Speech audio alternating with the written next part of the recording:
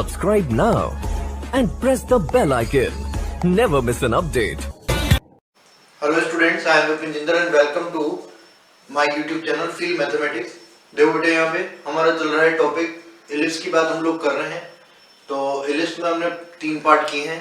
Basic ellipse basic equations की बात करी है, क्या क्या पैरामीटर्स होते हैं उनकी बात करी है, उन पे जो बेस्ट क्वेश्चंस हैं उनकी सारी बात हमने करी। तो हमने लास्ट जो वीडियो था अपना लास्ट क्लास वाला, उसमें हमने बात करी है कि टेंजेंट क्या होती है, कैसे इक्वेशन ऑफ टेंजेंट फाइंड करते हैं। अगर कोई बिंदु दे रखा है, पॉइंट दे रखा है, तो आप उस पर टेंजेंट या स्पर्शरेखा की समीकरण कैसे लिखेंगे, वो बात हमने करी थी। साथ में हमने पैरामीट्रिक इक्वेशन की बात भी करी कि इलिप्स में पैरामीट्रिक फॉर्म कैसे ली जाती है, कैसे प्राचल रूप किसी बिंदु का लिया जाता है या उस बिंदु से कैसे अपन इक्वेशन बना सकते हैं। तो अपन वो बात करेंगे बेटे। तो ये जो क्वेश्चन है वो देखिए आप बोर्ड पे है। Find equation of ellipse whose parametric equations are this, x equal to this and y equal to this। ठीक है बेटे। तो अपने को ये बात करनी है कि उस दीर्घवृत्त की समीकरण ज्ञात करो जिसके प्राचल समीकरण ने ये है, जिसकी प्राचल समीकरण क्या है, गिवन है आपको। यहाँ पैरामीटर t भी हो सकता है, ये थीटा भी हो सकता है, कुछ भी हो सकता है, उससे कोई फर्क नहीं पड़ता है। आपको फाइनली जो इक्वेशन लानी है वो इस फॉर्म में होनी चाहिए, x माइनस एच का whole square upon a square और divided by y minus k whole square divided by b square equal to 1। ये फॉर्म आपकी बननी चाहिए। तो देखो इसके लिए अपन क्या कर लें, देखो बेटा सीधा सा है। यहाँ पे सबसे पहला काम ये है कि मैं इस 1 को इधर भेज दूं और इस 2 को इधर भेज दूं। तो ऊपर तो इक्वेशन बन जाएगी आपकी x plus 1 is equal to 3 cos t, और ऐसे ही 2 को इधर भेजूंगा मैं, तो ये इक्वेशन हो गई y minus 2 is equal to 2 sin t। अब देखो अपने को RHS साइड पे ये दायां पक्ष पे 1 चाहिए बेटे। तो इधर 1 लाने के लिए मुझे सीधा सा ऑप्शन दिख रहा है कि मैं इस 3 को 2 को यहाँ से फ्री कर दूं, तो इधर दोनों साइड स्क्वायर करोगे तो cos square t plus sin square t की वैल्यू 1 होती है। तो अगर मैं ऐसा करूं तो देखो ऐसे लिख सकते हैं कि अपन इसी में आगे कि x plus 1/3 will be equal to cos t and similarly y minus 2/2 will be equal to sin t। अब क्लियरली दिख रहा है अपने को कि RHS पे स्क्वायर और LHS पे भी स्क्वायर, दोनों इक्वेशन में स्क्वायर करके ऐड कर दें। तो इधर एक स्क्वायर किया तो क्या बनेगा, x plus 1 whole square divided by 9 plus y minus 2 whole square divided by 4 is equal to 1। This is your equation of ellipse. अगर मैं कहूँ आपसे कि फाइंड सेंटर ऑफ इलिप्स, अगर क्वेश्चन होता अपना आगे कि सेंटर फाइंड करना है, तो अगर मैं बात करूँ सेंटर फाइंड करना है, 1-2 पैरामीटर्स बता देता हूँ मैं साथ में। सेंटर या केंद्र निकालना है आपको, किससे कंपेयर कर लोगे, h और k से। तो h की वैल्यू कितनी हो गई, -1 और यहाँ पे प्लस हो गया था। ऐसे k की वैल्यू कंपेयर की तो k की वैल्यू क्या हो गई 2, तो -1, 2 क्या हो जाएगा, सेंटर हो जाएगा। निकाल सकते हो क्या, अरे निकाल सकते हैं भाई। तो अपन किए थे सारे पैरामीटर्स वाले क्वेश्चन मैंने आपको करवाए हैं बेटे, तो आप ध्यान से देख लेना कि और भी कोई पैरामीटर निकालना है, जैसे सेंट्रिसिटी निकालनी है, मान लो जैसे सेंट्रिसिटी निकालनी है या कुछ भी निकालना है तो आप निकाल सकते हो। ऐसे सेंट्रिसिटी आ जाएगी तो फोकस निकाल लेंगे, फोकस आ जाएगा, कुछ भी पैरामीटर में से निकलवाना है तो आप निकाल सकते हो। ठीक है बेटे। तो यहाँ तक स्क्रीनशॉट ले लो एक बार, आप स्क्रीनशॉट ले लो एक बार आप, फिर उसके बाद करेंगे। तो बेटा आगे क्वेश्चन आपका, if a straight line 3x plus 5y is equal to k is a tangent to the ellipse। Ellipse की इक्वेशन दे रखी है आपको 16x square plus 25y square equal to 400। Find value of k, आपको k की value निकालनी है। यदि रेखा 3x plus 5y बराबर k दीर्घवृत्त की स्पर्श रेखा हो तो k का मान ज्ञात करो। तो k की वैल्यू अपने को फाइंड करनी है। देखो बेटे यहाँ पे समझना बात आपन से सीधी सी बात है हमने ली कि सबसे पहले तो मुझे ये पता है मैं इलिप्स की इक्वेशन ले आऊं स्टैंडर्ड फॉर्म में। तो स्टैंडर्ड फॉर्म में लाने के लिए 400 से डिवाइड करोगे इधर लाके, क्योंकि अपने को RHS साइड पे क्या चाहिए होता है, 1 चाहिए केवल। तो 400 से इधर भाग दिया तो ये रहेगा आपका x स्क्वायर अपॉन 16 से 400 कट करोगे तो 25 टाइम्स कट हो जाएगा, plus y square divided bye ये 25 को 400 से कट करोगे 16 टाइम्स कट होगा, तो ये इक्वेशन हो गई। ऐसे ही जो लाइन है, इस लाइन की इक्वेशन को, रेखा की समीकरण को अपन क्या कर सकते हैं, y बराबर mx प्लस c में लिया है, तो y बराबर mx प्लस c में लाओगे तो y इज इक्वल टू क्या हो गया, इस 3x को इधर भेजा तो माइनस 3x, और 5 से डिवाइड किया तो माइनस 3/5, तो इक्वेशन हो गई आपकी minus 3/5 into x plus k/5। ठीक है, ये y बराबर mx प्लस c है, ये आपका स्टैंडर्ड इक्वेशन है एलिप्स की, x square upon a square plus y square upon b square equal to 1। Condition of tangency से मैंने बताया था कि अगर ये line y equal to mx plus c इसकी टेंजेंट है, तो ये जो c है वो c की value plus minus root over a square m square plus b square के बराबर होनी चाहिए, ये बताया मैंने तुम्हें ना।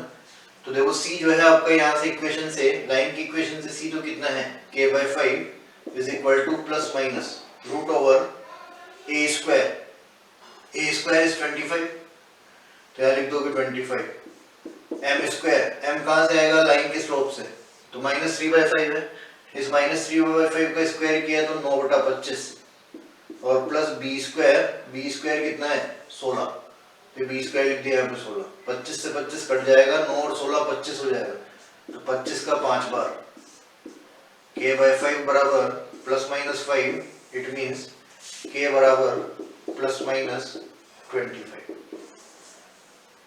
k आपको निकालना था, ये k की वैल्यू आ गई है प्लस माइनस 25। ठीक है बेटे, तो कुछ भी नहीं किया अपन ने, कंडीशन ऑफ टेंजेंसी लगाई है अपन ने यहाँ पे, c की वैल्यू y बराबर mx प्लस c में तो लाइन को लिया है, ये इलिप्स को लिया है, यहाँ पे अपन इलिप्स की स्टैंडर्ड इक्वेशन बना दी। c की कंडीशन आपको मैंने जैसे कहा है, ये अच्छे से पता होनी चाहिए, याद कर लेना बेटा से।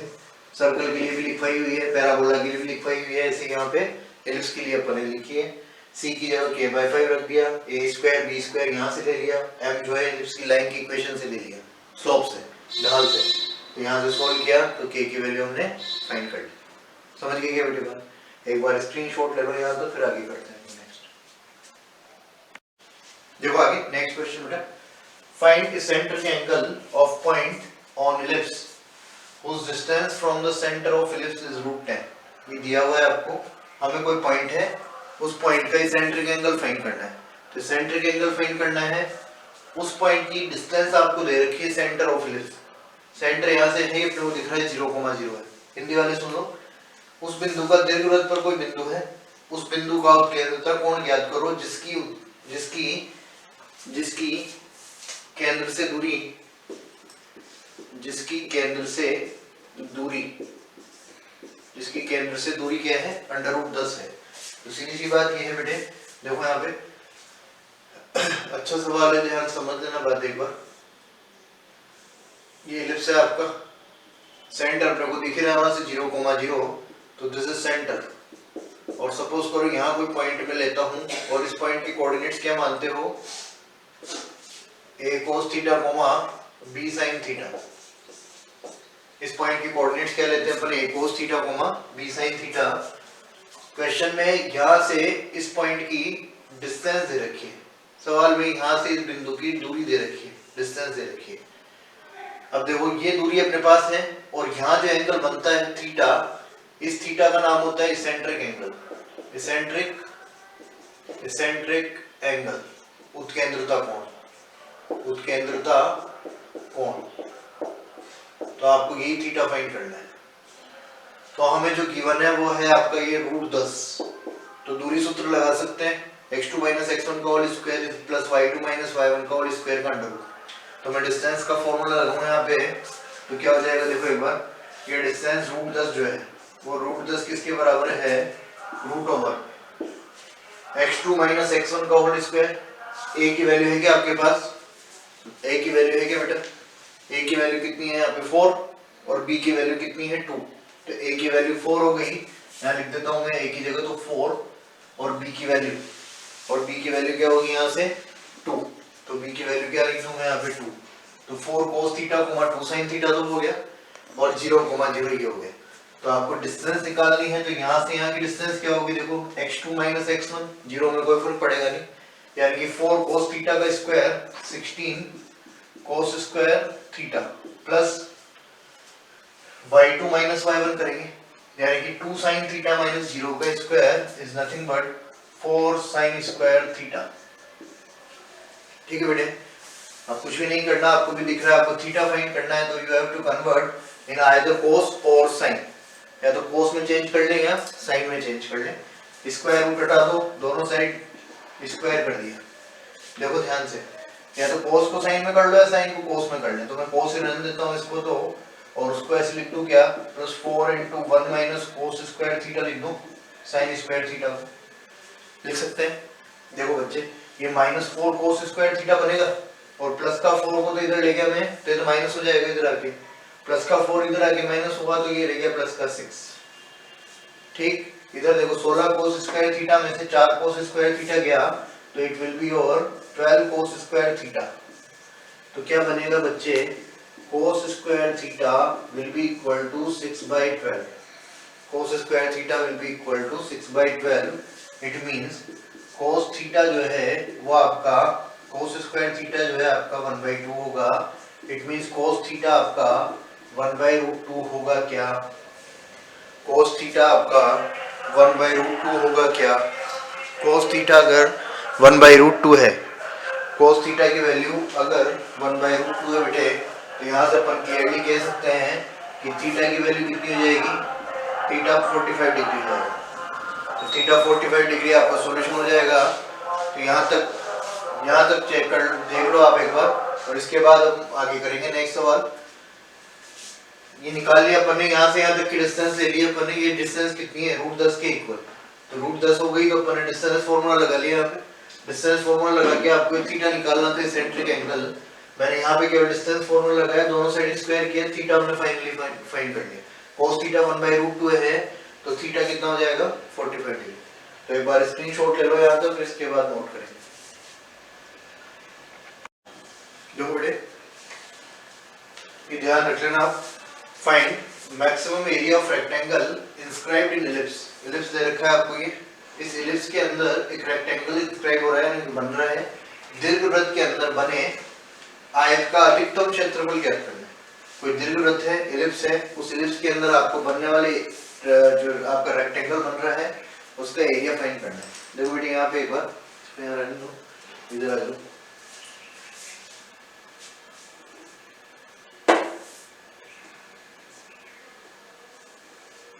ये ऐसे मैंने एक वो बना दिया इलिप्स। देखो बेटे, इस इलिप्स में एक रेक्टेंगल बनाना है, आयत बनाना है, और ये मैंने इस तरह से एक आयत बना दिया, मान लो ये बन गया रेक्टेंगल। आपसे ये कहा गया क्वेश्चन में कि ये जो रेक्टेंगल बन रहा है, इस रेक्टेंगल या आयत का अधिकतम क्षेत्रफल कितना हो सकता है, या इसका मैक्सिमम एरिया कितना हो सकता है। तो सबसे पहली बात तो मेरे पास ये पॉइंट है 0,0, और इसके अलावा कुछ नहीं है मेरे पास क्वेश्चन के अकॉर्डिंग।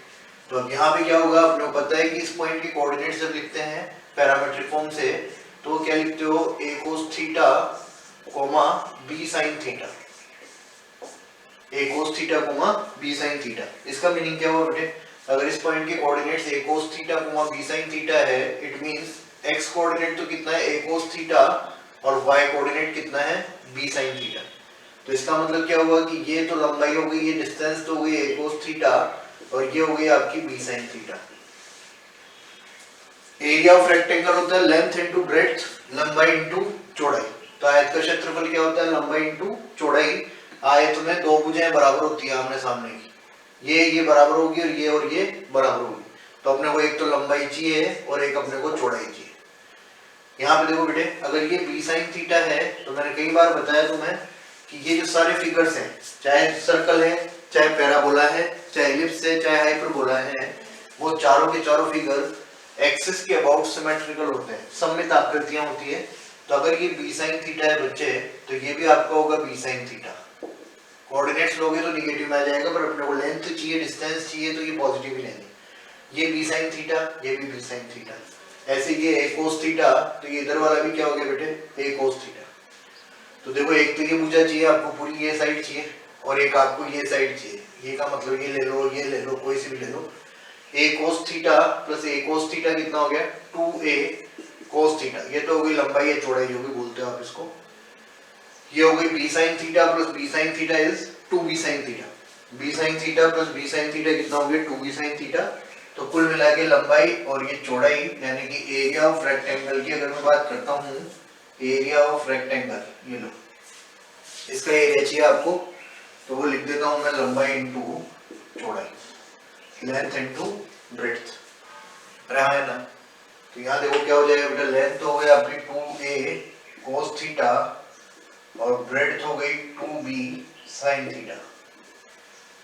ठीक है, एक 2 को इसके साथ एडजस्ट कर दो, मतलब sin 2 थीटा बना ले, 2 cos थीटा sin थीटा, या 2 sin theta cos theta sin 2 theta होता है।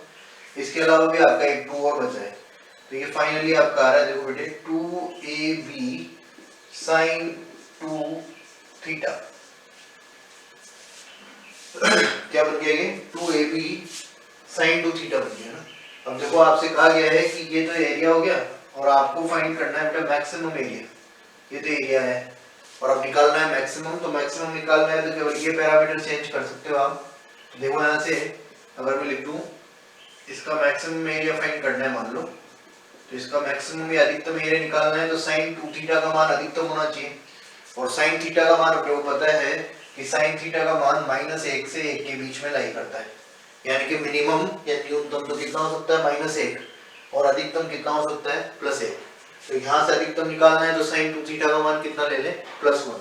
तो अगर sin 2 थीटा +1 होता है तो इस आयत का अधिकतम क्षेत्रफल कितना हो जाएगा बेटे 2ab। समझ में नहीं घुसता तुम्हारे दिमाग में तो तुम इसको याद ही रख लेना बेटे, ये बहुत मोस्ट इंपोर्टेंट बात है। अपने नेवी एयरफोर्स में तो पूछेंगे, एनडीए के लिए भी फुल चांसेस है कि यही सवाल जो है सच तुमसे कहीं भी पूछा जाए। समझ रहे हो के बाद दोबारा सुन लेना, ये पॉइंट मान लिया मैंने पैरामीट्रिक फॉर्म का, a cos theta b sin theta, ये cos थीटा ये b sin theta symmetrical figures हैं, सममित आकृतियां हैं, तो अगर ये b sin थीटा तो ये भी b sin थीटा, ये cos थीटा तो ये भी cos थीटा। ये चौड़ाई हो गई 2b sin थीटा, लंबाई हो गई 2a cos थीटा, एरिया निकाल लिया sin 2 थीटा बन गया, इसका अधिकतम मान प्लस का 1 होता है, तो यहाँ रख दिया तो ये 2ab है। मुंह से याद रख लेना, ऑप्शन हो जाएगा C correct, option C is correct. समझ गए क्या बेटी बात? तो यहाँ तक एक बार स्क्रीनशॉट ले लो, नोट कर लो, फिर आगे देखते हैं। स्क्रीनशॉट ले लो आप एक बार, देखो आप। तो ये इलिप्स की जो भी बातें थी बेटा वो अपन ने कर ली है, इलिप्स से रिलेटेड जो भी बात हो सकती थी, क्वेश्चंस है जो मैं स्पेशल सीरीज चल रही है आपकी 500 क्वेश्चंस की, तो जब उसमें डालेंगे अपन तो वहाँ डाल देंगे, क्योंकि एक बार मैं चाह रहा हूँ कि मैं इस चीज़ को पूरा कंप्लीट कर दें अपन, आपका जो सिलेबस है वो पूरा हो जाए। तो अभी काफ़ी चैप्टर्स बचे हुए हैं, इरेगुलरिटीज आ जाती है क्योंकि ऑनलाइन मोड है, ऑफलाइन होते तो जाने क्योंकि 2-2 3-3 बार हो जाता अभी तक तो, बट ऑनलाइन मोड है तो यहाँ पे क्या होता है कभी कभार एरर्स हो जाती है बेटे, जैसे कैमरा खराब हो गया तो लास्ट टाइम पे मैं कंटिन्यूशन नहीं कर पाया मेरा, तो आपका एग्जाम ही हो गया उसके पहले, तो ये सब चीज़ें होती रहती है। तो मैं ये चाहता हूँ कि भाई एक बार ये जो है पूरा हो जाए, फिर क्वेश्चन ही क्वेश्चन है, थ्योरी वाली सारी बात कॉन्सेप्ट की बातें अगर अपन कर लेंगे तो उसके बाद क्या बचा गया, क्वेश्चन ही बच रहे हैं करने के, बाकी मेन काम वाले क्वेश्चन तो मैंने करवा दिए आपको, तो चलते रहेंगे क्वेश्चन ही करेंगे बस, फिर अपन हमेशा के लिए जब भी चैनल पे वीडियो आएंगे एक बार थ्योरी वाला काम अपना कंप्लीट हो जाए सारा, तो आप ये अच्छे से करते जाना, सारे कॉन्सेप्ट जो है मैं देते जा रहा हूँ, सब कुछ यहीं से आएगा बेटे, इसके बाद कुछ नहीं आएगा, ये फिर वापस से रिपीट कर रहा हूँ मैं, चाहे एयरफोर्स हो चाहे नेवी हो चाहे एनडीए का एग्जाम हो, आपको कहीं ऐसा नहीं होगा कि कहीं हमें ऐसा लगा कि नहीं हमसे तो नहीं हो पाएगा। समझ रहे हो बेटे?